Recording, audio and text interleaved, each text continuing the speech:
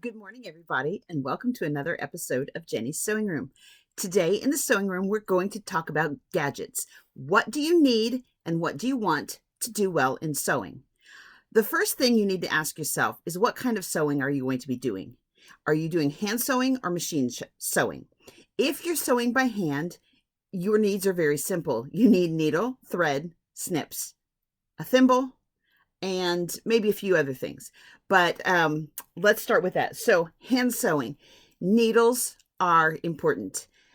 You can just go buy any kind of needle you want, but I'm going to tell you that your needle choice matters.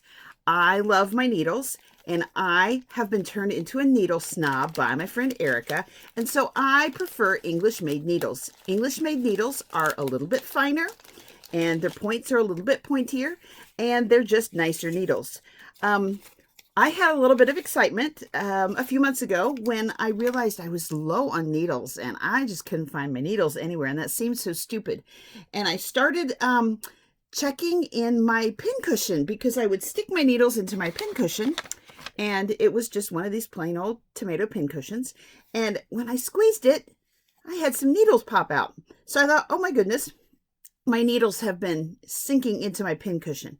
So I kind of massaged and squeezed my pincushion, and I got about 40 needles out of this pincushion, and that was crazy. So I kept massaging and kept squeezing and getting more and more and more needles out until I finally popped the pincushion open. It's filled with sawdust, in case you wondered, and ended up with more than 100 needles that had sunken into my pincushion. I kid you not.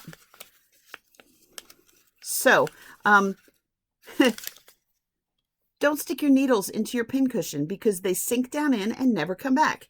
Instead, use something small. So what I'm using right now is this is a little tiny pin or needle saver that was originally glued onto a golf tee that you could then put in the top of your thread spool. The golf tee broke off. I don't know where it is, but isn't that cute? So my needles can't sink into that. My English needles, I have bought them. The reason why they're on paper is obviously they had been sunken into a pincushion, and they come in different sizes, lengths, and thicknesses. My friend Libby loves the little tiny ones. They're a little too small for me. A thimble.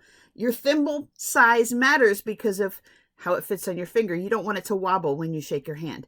If you remember from a previous Jenny's Sewing Room, I talked about training yourself to use your thimble and putting it on your ring finger for a little while until you get used to it. This thimble is a bronze colored one. Gosh, I don't know where my other thimble is. Oh dear. This one is larger. It looks just like my mom's old thimble.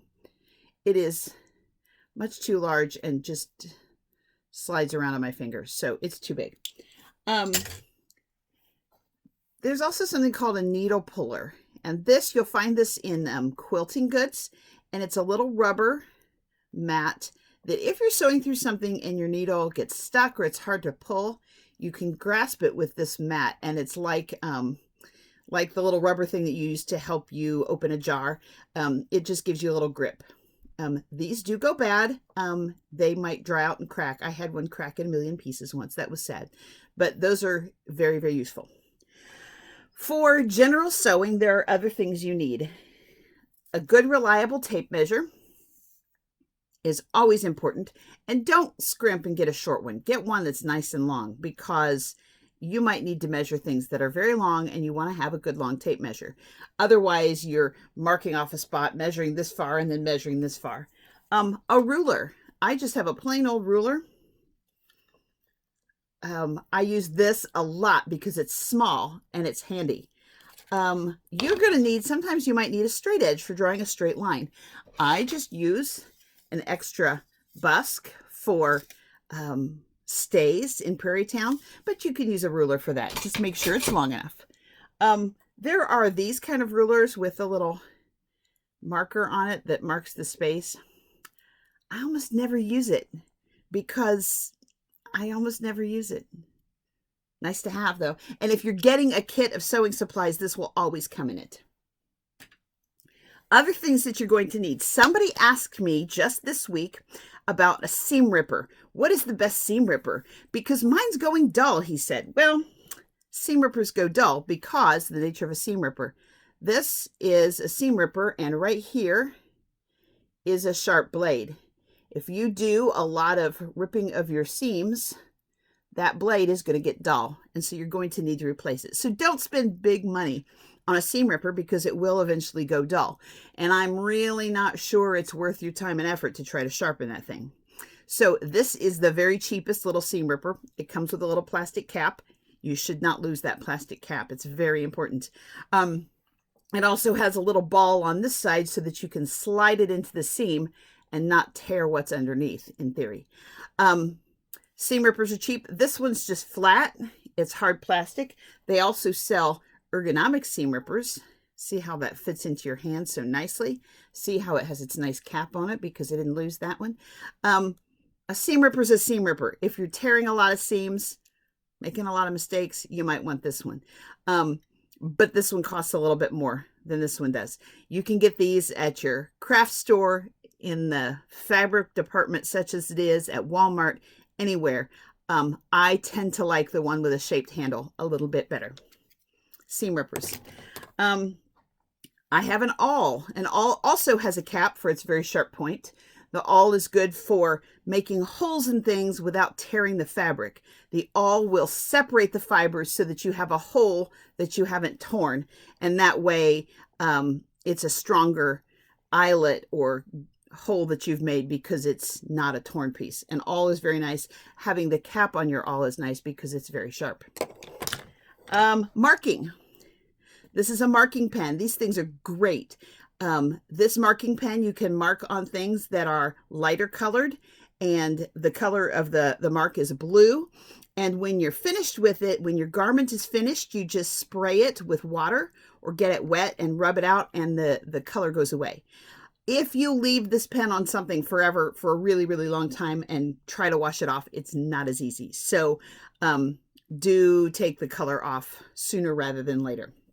But these are also available at your craft store, and it's really nice to have these. If you're doing something dark colored, this is chalk.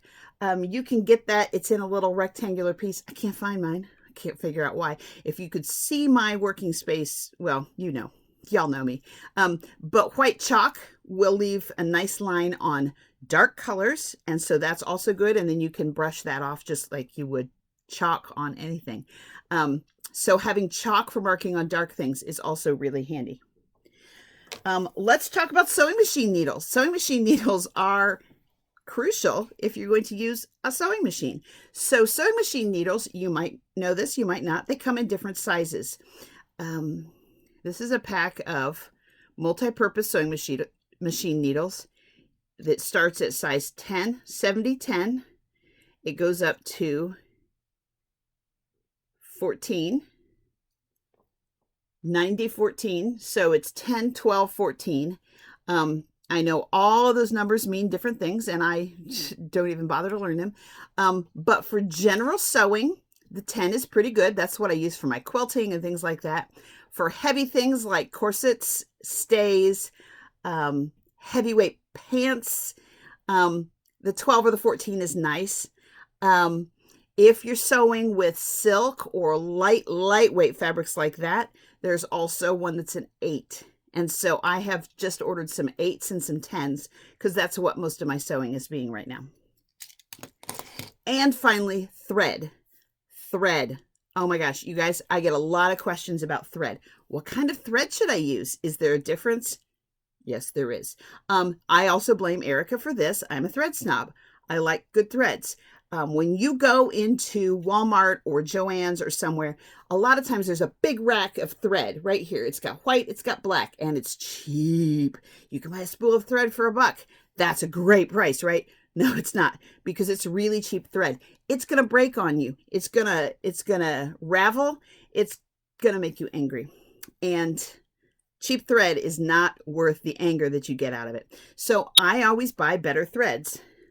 I buy Gutermann threads, or I buy Coats and Clark threads. These are available in your store, especially Joann has them on sale a lot of times because they're a little more expensive. And they have a variety of colors. You can get just about any color you want, and you have a fantastic thread to work with. You can match just about anything. Ooh, fun fact. Did you know that if you're sewing purple and you can't get the exact right match of thread, you should use brown? Who knew? I learned that this winter. Anyhow, but here's my secret for most of my sewing. I buy 3 colors of thread. I buy white, I buy black, and, well, that kind of makes it bad because I don't have it right here handy. I buy natural. White, black, and natural thread. That's what I sew with. If I'm doing top stitching on something, I will try to find one of those colors also. And I have a nice selection of colored threads as well. But for general sewing, white, black, and natural. Here's a little bonus extra thread. This is a Coats and Clark. It is not white. It is maybe a winter white or something like that. So it sits between the white and the natural in color. And it's the exact color of the linen that we use for shirts at Conner Prairie. So I bought some of that on sale once, and it's really nice to have it. The last thing, I think I already said something was the last thing, so never mind about last things. Pins. You can't live without pins when you're sewing. I have a variety of different sizes of pins for different things. Long pins, short pins, fine pins. See how they're much smaller? They have a smaller head. They also are smaller. The shaft is smaller. And also, of course, pretty pins. Use your pins depending on what your project is. If you need a longer pin because you want to pin a longer section, use a longer pin. If you're using fine fabrics, use the fine pins. If you're using too long of a pin, you run the risk of snagging your finger every now and then. And I can tell you from experience, that's not fun. You also need to cut stuff. When you're cutting stuff, your scissors matter. Have you seen the meme about using somebody's sewing scissors for something other than cloth? Yeah, that's real, and that's worth death. So I think that sewing scissors are really important, and nobody messes with my sewing scissors because they know they would die. So I have a fine pair of Gingher scissors. Actually, I have 2 fine pairs of Gingher scissors because I'm actually left-handed, but I cut right-handed a lot of times. So I have 2 pairs. Pick the pair that works best. Instead of having to move around the table or move the fabric a whole lot, I can just switch what hand I cut with. Gingher scissors are famous for being very sharp. They've got a good weight to them. They're great scissors. I also have nice padded Fiskars scissors. They've got the padding right in here to make them a little more ergonomic. I also have left-handed Fiskars scissors. I also have a pair of cheap scissors for cutting paper fabrics or for paper patterns. So it's nice to have some crummy extra throwaway scissors for cutting stuff that's not nice, good stuff. So using your stuff wisely is very important. And that's what I have for you from Jenny's Sewing Room. So ask me any questions if you want to know about some of the things I use, or if you have something that you wonder if it's a handy sewing device or just silly. I'll give my 2 cents worth. I'm not an expert, but I sure think I am. Thanks. Have a great day.